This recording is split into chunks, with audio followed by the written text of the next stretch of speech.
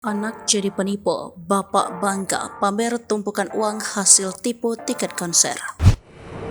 Baru-baru ini beredar video yang menunjukkan ayah Giska Deborah, Aritonang, bangga anaknya memamerkan uang diduga hasil tipu tiket konser Coldplay. Seperti diketahui total ada sebanyak 2.268 tiket fiktif yang berhasil dijual Giska Deborah kepada para reseller dengan total transaksi mencapai 5,1 miliar rupiah. Di video itu terdengar ayah Giska Deborah membanggakan sang anak.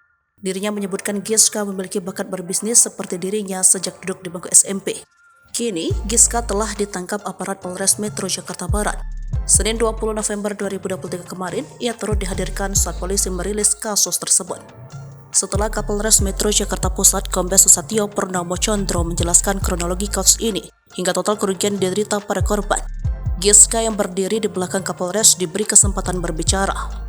Mengenakan kaos tahanan dan tangan di borgol, Giska diapit oleh dua polisi wanita saat memberikan pernyataan. Awalnya ia masih berdiri di belakang Kapolres saat berbicara. Tapi hal itu tak membuat para korban yang turut hadir merasa puas. Apalagi suara dari mulut Giska begitu pelan kendati sudah menggunakan mikrofon. Kendati kerap menundukkan kepalanya, namun Giska tegar, dia tidak meneteskan air mata sama sekali meski hukuman penjara di depan mata. Terlebih, para korban yang nyata merugi jutaan rupiah berada di depannya. Bahkan Giska juga tidak mengucapkan permintaan maaf.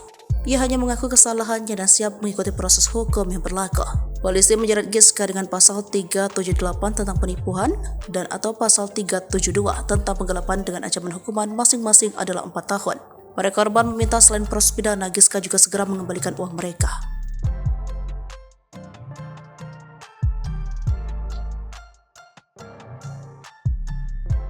Download Tribun X sekarang, menghadirkan lokal menjadi Indonesia.